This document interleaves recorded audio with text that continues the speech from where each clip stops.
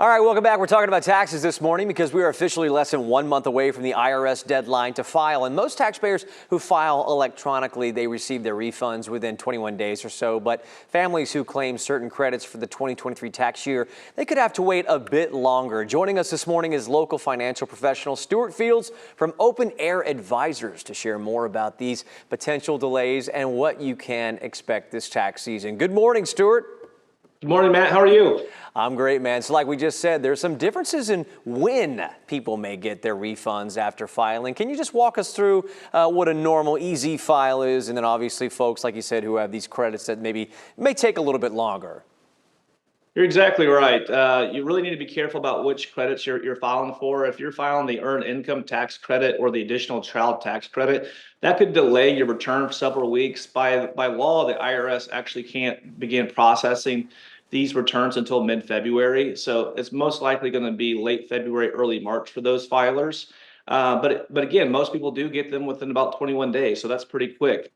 So make sure you're using electronic filing. That will save you a lot of errors and mistakes because those are things that will go into a different pile if you do make an error. So software can really help, whether it's H&R Block, TurboTax. The IRS has a free way to file as well. So there's a lot of good ways to file so you get your return back as quick as we can.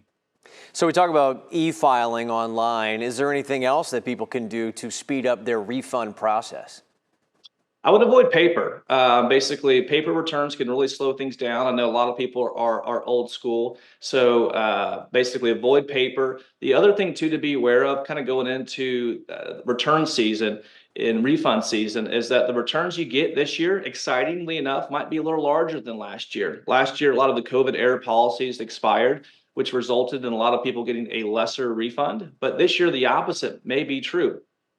We have an inflation problem kind of going on. But the good news with that is glass half full is that our standard deduction was raised this year. And also our tax brackets were raised about 7.1%, which was a historical large bump for our tax bracket. So hopefully that will result in higher tax refunds for most taxpayers.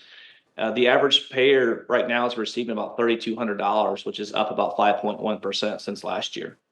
I think a lot of people will appreciate that when those refunds do start to roll in. A lot of people, they look forward to getting a ton of money or just, a little bit of money this time of year. But is this a good financial strategy here, Stewart, to get a refund? Or should you be kind of hedging your bets a bit by taking a little bit more on your paycheck every other week?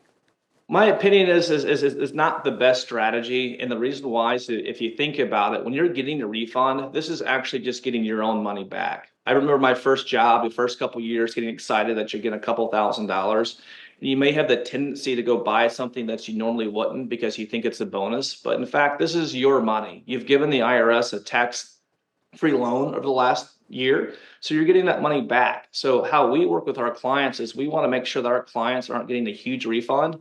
And the opposite as well. We don't want our clients owing a bunch of tax liability at the end of the year as well. So it's really, really good to sit down, do a mock tax return, use a calculator. For the people who like to do it themselves, if you go to our website, openairadvisors.com, there's a really good calculator on the website so that you're not getting a huge refund, which again is just a tax-free loan to the government or owing a lot of money to the IRS.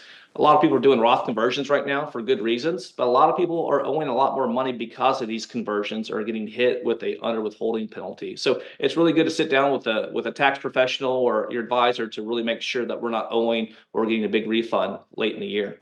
All right, real quick, Stewart, last question. What would you do with your refund if you get it? You don't want to go blow it on Lower Greenville today at the St. Patrick's Day Parade, right? You want to probably invest that somewhere, put it back? Hey, that's around the corner. And like I said, if you're a first job, that might be your tendency. But we want to try not to do that.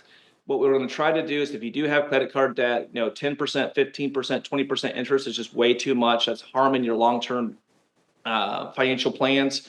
So play those things off. If you're not saving 10 to 15% to your retirement plans already, this is a good way to boost those savings, catch back up. And so again, we work with our clients to really come up with really tax advantage strategies down the road, protect those assets so that they don't run out of money in retirement.